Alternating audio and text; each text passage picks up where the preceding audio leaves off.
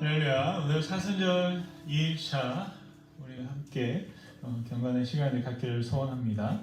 먼저 찬양 563장 예수 사랑하심을 함께 노래하겠습니다.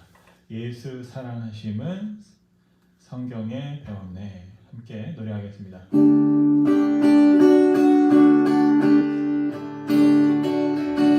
예수 사랑하심은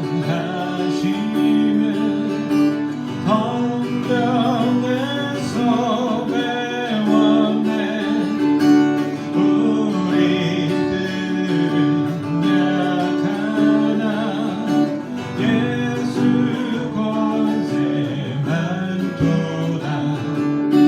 날 사랑하신 날 사랑하신 날 사랑하신 성령에 서 있네. 나를 사랑하시고 나의 죄를 다시소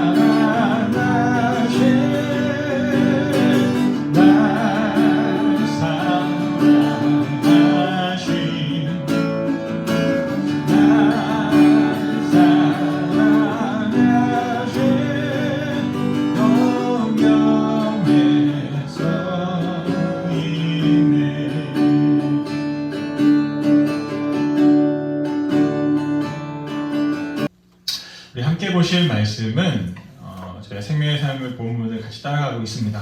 사순절 동안에도 여전히 생명의 삶 큐티의 본문을 같이 하면서 사순절 큐티로 우리가 함께 했으면 좋겠는데요. 누가복음 18장 18절부터 30절까지의 말씀을 함께 보시겠습니다.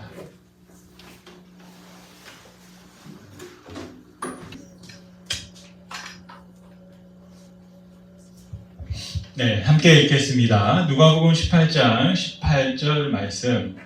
어떤 관리가 물어 이르되 선한 선생님이여 내가 무엇을 하여야 영생을 얻으리이까? 예수께서 이르시되 내가 어찌하여 나를 선하다 일컫느냐? 하나님 한 분 외에는 선한 이가 없느니라. 내가 계명을 안 하니 간음하지 말라, 살인하지 말라, 도적질하지 말라, 거짓 증언하지 말라, 내 부모를 공경하라 하였느니라. 여짜오되 이것이 내가 어려서부터 다 지켰나이다. 예수께서 이 말을 들으시고 이르시되 내게 아직도 한 가지 부족한 것이 있으니 내게 있는 것을 다 팔아 가난한 자들에게 나누어 주라. 그리하면 하늘에서 내게 보화가 있으리라. 그리고 와서 나를 따르라 하시니 그 사람이 큰 부자이므로 이 말씀을 듣고 심히 근심하더라. 예수께서 그를 보시고 이르시되 재물이 있는 자는 하나님의 나라에 들어가기가 얼마나 어려운지 낙타가 바늘기로 들어가는 것이 부자가 하나님의 나라에 들어가는 것보다 쉬우니라 하시니 듣는 자들이 이르되 그런즉 누가 구원을 얻을 수 있나이까? 이르시되 무릇 사람이 할 수 없는 것을 하나님은 하실 수 있느니라. 베드로가 여짜오되 보옵소서 우리가 우리의 것을 다 버리고 주를 따랐나이다. 이르시되 내가 진실로 너희에게 이르노니 하나님의 나라를 위하여 집이나 아내나 형제나 부모나 자녀를 버린 자는 현세의 여러 배를 받고 내세의 영생을 받지 못할 자가 없느니라 하시니라. 아멘. 네, 오늘 사순절 큐티를 두 번째 날로 시작하면서 제가 한 가지 부족한 것이라는 제목으로 말씀을 나누고자 합니다. 오늘 18절 말씀해 보니까 어떤 관리가 예수님 앞에 찾아 나왔습니다. 그리고 예수님과 대화의 장면들이 이어지고 있는데 재미있는 것은 바로 그 관리와 예수님께서 독대하신 것이 아니라 주변에서 예수님과 그 관리의 대화를 함께 듣고 있다라는 사실입니다. 그래서 그 이야기를 듣고 있는 사람들이 이어서 질문하고 또 베드로도 예수님의 말씀에 질문을 던지고 있는 것 볼 수가 있습니다. 그런 상황 가운데에서 첫 번째 18절의 말씀에 보니까 이런 질문을 합니다. 선생님, 내가 무엇을 하여야 영생을 얻겠습니까? 여기에서 선한 선생님이라고 관리가 부르는 것을 예수님께서 약간 토 달듯이 말씀하셨습니다. 네가 어찌하여 나를 19절 말씀해 보니까 선하다고 하느냐? 오직 하나님만 선하다 할 것이다 말씀하셨습니다. 그리고 나서 저와 여러분이 잘 알고 있는 십계명에 있는 이야기들을 예수님께서 말씀하십니다. 내가 계명을 잘 알지 않느냐? 그래서 그 계명을 거론했더니 21절 말씀에 이 관리가 하는 말이 제가 어려서부터 이것들을 다 지켰습니다. 굉장히 좀 자랑스럽게 그리고 자기가 지켜야 될 것을 다 지켰다. 그렇다면 예수님의 말씀은 어떨까요? 22절에서 네가 다 지켰구나. 그러면 너는 영생을 얻었다. 라는 선포. 어떻게 보면 예수님의 확증의 말씀을 이 관리가 예수님의 입을 통해서 듣고 싶었는지 아닌가 하는 생각을 한번 해보게 됩니다. 바로 그 관리가 주변에 사람들이 많이 있는 가운데 직접적으로 영생에 대해서 묻고 나는 그 모든 계명을 지켰습니다. 그렇다면 당연히 말씀에 기록된 대로 너가 구원을 받았다, 네가 영생을 얻었다라고 말씀해 주실 것으로 생각했던 것입니다. 그런데 그때 22절에 예수님께서 전혀 예상하지 못한 말씀을 하는 겁니다. 내게 한 가지 부족한 것이 있다. 내게 있는 것을 다 팔아. 부분을 팔아 또 아니고 다 팔아. 절반을 팔아. 삭개오가 했던 것처럼 절반을 파는 것도 아니고 모든 것을 다 팔아서 가난한 자들에게 나누어 주라 라고 했습니다. 재밌는 건 그냥 재산을 주면 될 텐데 다 처분을 하고 가난한 자들에게 나누어 줘라 그렇게 말씀하시고 그리하면 하늘에서 내게 보화가 있으리라 그리고 와서 나를 따르라 말씀하십니다. 우리가 주어와 동사를 연결해서 말씀을 보면 그 모든 과정이 있는데 결론이 뭐냐? 이 중간에 이야기들을 한번 다 빼버리고 그냥 직설해서 핵심을 말하자면 이런 것입니다. 예수님 어떻게 하면 영생을 얻습니까? 그랬을 때 22절 마지막에 예수님께서 하신 게 뭐냐면 나를 따라라 라는 것입니다. 그런데 예수님을 따라라 라고 말씀하시는 거죠. 어떻게 보면 이게 핵심입니다. 예수님을 따라가면 우리는 영생을 얻는다라는 것입니다. 그런데 예수님을 따라가기 위해서 22절 말씀이 뭐라고요? 한 가지 너에게 필요한 것이 있다. 부족한 것이 있다라는 것은 한 가지 너에게 필요한 것이 있다라고 말씀하십니다. 그게 무엇이냐? 내가 지금 모든 생애를 통해서 투자하고 모았던 재물들, 어떻게 보면 너의 삶에서 가장 우선이 되었던 그 우선순위를 내려놓고 이제는 내가 너의 우선순위가 되어야 하겠다. 그러면 너는 영생을 얻을 것이다. 말씀하고 계신 줄 믿습니다. 저는 이 관리의 질문이 굉장히 중요한 질문이고 저와 여러분들에게도 비슷한 질문을 하지 않을까라고 생각합니다. 어떻게 보면 관리는 자기가 지금 잘하고 있다는 걸 프루브 받고 싶고 컨펌 받고 싶었는지도 모르겠습니다. 그런데 그럼에도 불구하고 이런 질문을 하고 있다는 것은 이 관리 자체가 내가 뭔가 좀 부족한 것이 있다라는 걸 깨달은 것이죠. 그리고 내가 내 삶에 어떤 변화가 필요하다라는 것을 스스로가 깨닫고 있었다라고 생각합니다. 제가 그 수영록의 이규현 목사님의 말씀을 듣다 보니까 이런 말씀하셨어요. 변질은 쉽지만 변화는 어렵다. 어떻게 보면 변질하는 것은 자연스러운 것입니다. 시간이 지나 보면 다 상하게 되는 것이죠. 없어지게 되는 것이고 쇠퇴하게 되는 것이 이 타락한 세상 가운데 자연적인 법칙이 아닐까 싶습니다. 제가 김기성 목사님이 이런 말씀하셨는데요. 처음에 이게 무슨 말인지 몰랐어요. 시간은 평탄자다. 그게 무슨 말인가 제가 한번 고민해봤더니 그런 말입니다. 시간이 지나고 나면 구별이 없어지고 차별이 없어지고 다 비슷비슷해진다라는 것입니다. 생각해보니까 그렇습니다. 왜냐하면 가족들이 처음에는 부모와 자식 뭐 이런 관계로 얽혀 있습니다. 그래서 어린아이들을 부모가 어른으로서 자녀를 키우지만 나중에 이 자녀가 어른이 되면 같은 어른이 되어서 비슷한 친구가 되어지는 것들을 볼 수가 있습니다. 그래서 시간이 지나고 나니까 이제는 위아래가 아니라 비슷한 사람이 되는 것이죠. 오히려 나중에는 상황이 역전되어서 자녀가 부모를 돌봐야 하는 상황까지 이르게 되는 걸 볼 수 있습니다.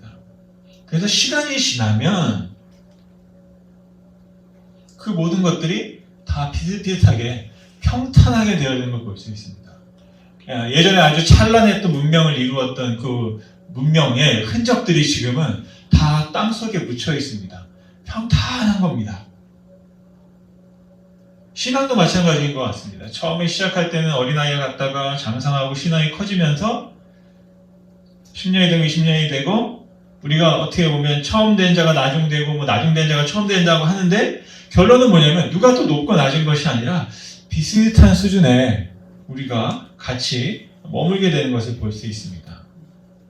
중요한 건 그냥 때를 따라서 누가 앞서갈 수도 있고 또 뒤처질 수도 있습니다. 근데 어느 순간 가보면 같이 걷고 있는 것.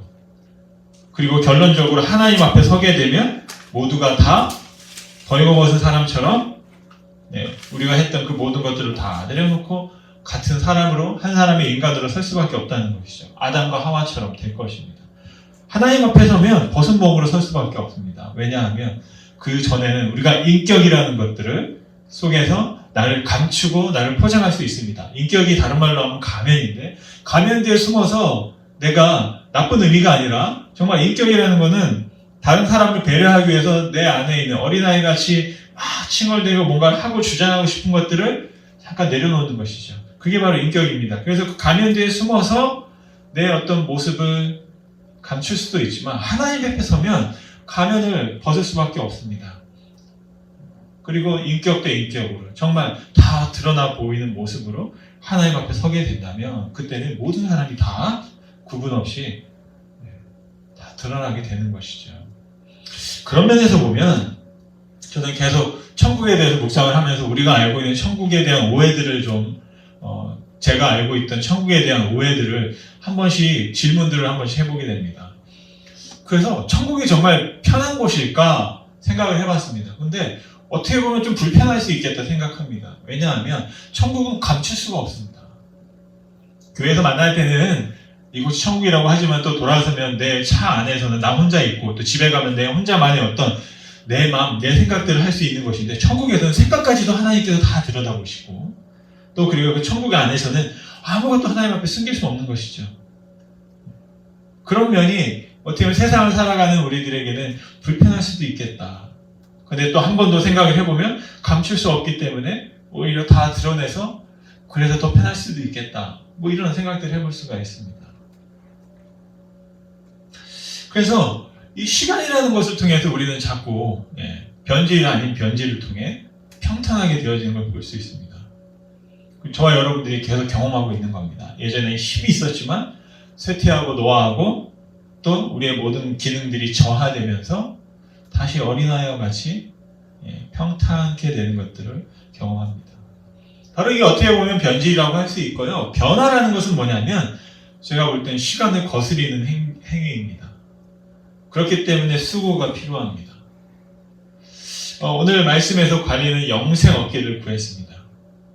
그러니까 자기 인생에서 뭔가 좀 새로운 변화를 추구했던 것입니다. 예수님께서 말씀하신 게 뭐냐면 너가 변화하기 원하느냐? 그러면 한 가지가 필요하다. 너가 지금 하고 있던 것에서 한 가지를 다르게 해야 한다. 역행해야 한다. 무슨 말이냐면 변화는 하던 걸 계속 하면서 다르게 될 수 없다는 것이죠. 다르게 해야만 다른 결과가 나타나고 실패할지라도 다르게 해야만 새로운 변화를 추구할 수 있다는 것입니다. 어떻게 보면 지금까지 이 관리는 익숙한 율법 안에서 열심히 잘 살았습니다. 그런데 예수님은 뭐라고 하냐면 그 익숙한 걸 잠깐 내려놓아라 라는 것입니다. 그리고 좀 더 새로운 것들을 한번 추구해 보아라 라고 말씀하십니다. 예수님의 말씀을 잘 들어보면 우리에게 이렇게 말씀하시는 것 같아요. 1도가 더 필요하다. 제가 과학에 보면 임계점이라는 것이 있습니다. 물이 99도까지는 끓지 않습니다. 그런데 1도를 더하게 되면 끓게 되죠. 그러니까 물이 끓기 위해서는 뭐가 필요합니까? 1도가 더 필요하게 되는 것입니다. 그런데 99도에서 불을 꺼버리면 물은 끓지 않습니다.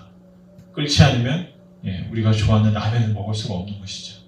예수님께서 하신 말씀은 그런 말씀인 것 같아요. 한 번 더 시도해라.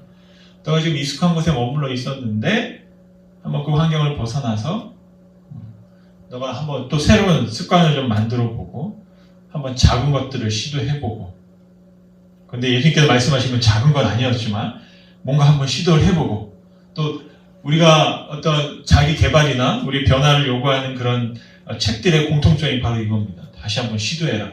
환경을 벗어나라. 좋은 습관을 만들어라. 작은 것에서부터 시도하라. 그래서 한 가지 작은 것이라도 한번 시도해봐라. 이게 예수님의 말씀이 아닌가 생각합니다. 오늘 예수님께서 바로 그런 말씀을 하신 거예요. 하나를 시작해라. 하나를. 10계명과 365개의 계명과 또 365개의 지켜야 하지 말할 것들을 너가 규례와 율례와 또 계명을 관습과 문화 속에서 살았었는데 이것이 틀렸다, 없어져야 한다라는 것이 아니라 거기에 내가 말하는 한 가지를 더해보아라 말씀하고 있는 것입니다. 여러분 생각해 보십시오. 저와 여러분의 삶 속에서 한 가지는 더 할 수 있지 않을까 생각합니다.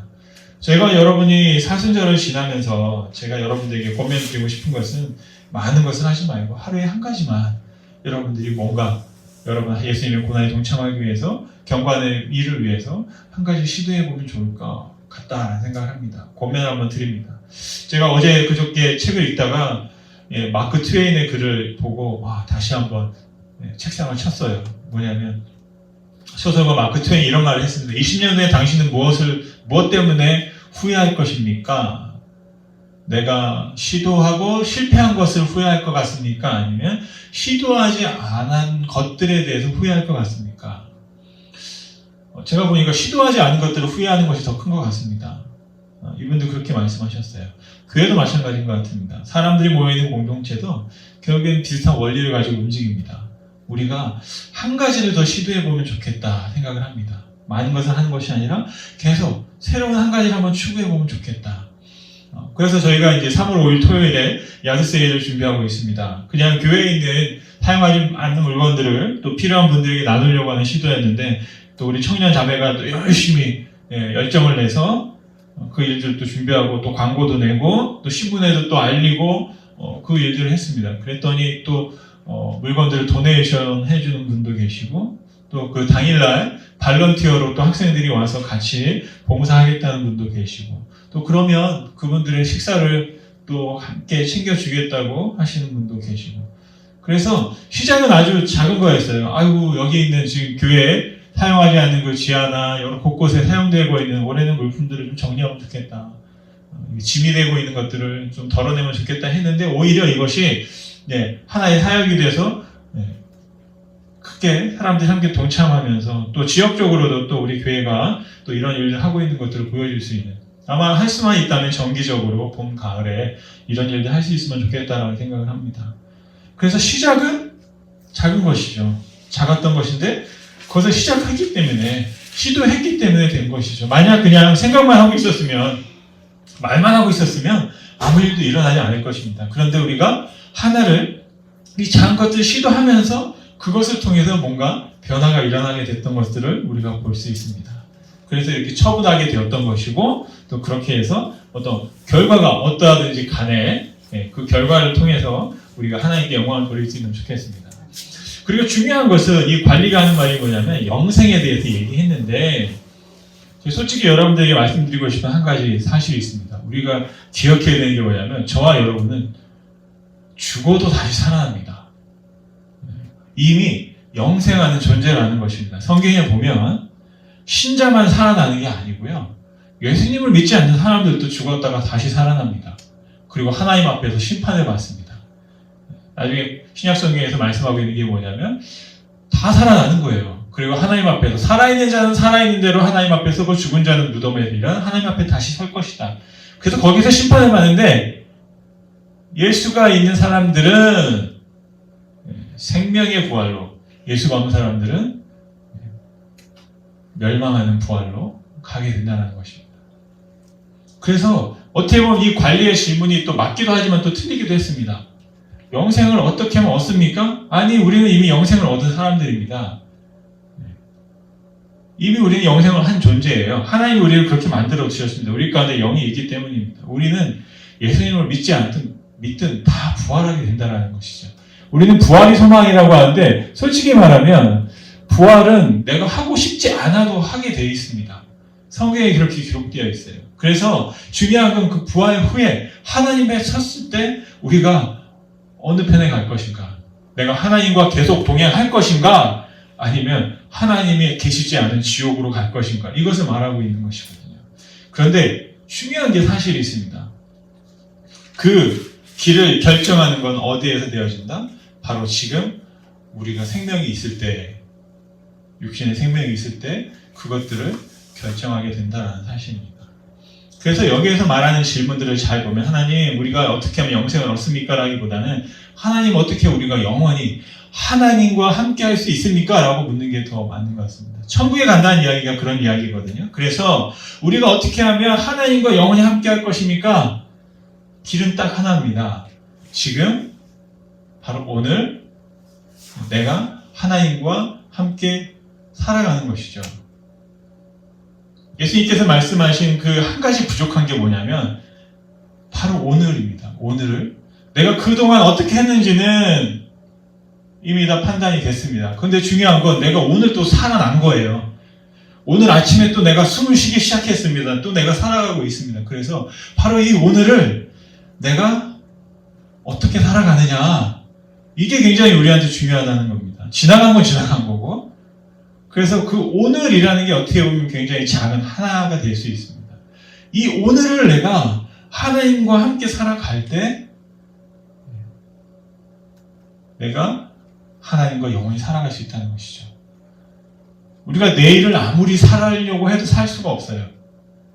우리가 살 수 있는 건 바로 오늘밖에 없습니다. 내가 내일 잘해야지 아무 소용이 없습니다. 만약에 오늘 하나님이 오셨다 그랬을 때, 예수님이 다시 오셨다 했을 때, 하나님 제가 내일부터 잘할게요. 아무 소용이 없어요. 하나님 내가 옛날에 이렇게 했어요. 아무 소용이 없어요. 예수님께서 물으시는 건 뭐냐면, 지금 네가 나를 사랑하니? 그 말씀하고 계신 거거든요. 그래서 우리가 해야 될 질문은 항상 똑같습니다. 그게 언제인지 모르지만 항상 같은 시간에 지금 현재 하나님께서 우리에게 묻고 계십니다. 너가 나를 사랑하느냐? 너가 나를 지금 따라가고 있느냐? 라고 하는 것이죠. 오늘 그 관리의 질문을 통해서 한번 다시 생각해 봤으면 좋겠습니다. 다른 것이 아니라 내가 지금 오늘 하나님을 따라가고 있는가? 예수님을 따라가고 있는가? 그러면 우리는 하나님과 함께 서 있고 하나님의 나라에 분명히 가게 될 줄로 믿습니다. 바로 그것을 예수님께서 말씀하고 계시는 것입니다. 그런데 하나님을, 예수님을 따라가기에 방해되는 것들이 있어요. 어떻게 보면 그게 오늘일 수도 있어요. 오늘 내가 해야 할 일, 또 감당해야 될 모든 일들이 있는데 그것들을 우리가 내려놓고 그 안에서 하나님을 따라갈 수 있을 때 우리가 하나님, 예수님을 따라감을 통해서 온전히 영생 안에서 하나님과 함께 누리게 될 줄로 믿습니다. 질문은 이것입니다. 내가 오늘 정말 하나님과 함께 걸어가고 있는가? 아니, 주의를 잘 지키는 게 중요한 것이지만 그 주의를 잘 지키기 위해서는 어떻게 해야 되냐면 Monday, Tuesday, Wednesday, Thursday, Friday, Saturday를 하나님과 함께 살아간 사람들이 주일날 예수님이 부활하신 날 같이 만나서 셀러브레이트하고 잔치하는 것이거든요. 그래서 중요한 건 내가 지금 오늘을 어떻게 하나님을 잘 따라가고 있는가라는 것입니다. 다시 한번 심플하게 마지막 질문을 정리하면 그겁니다.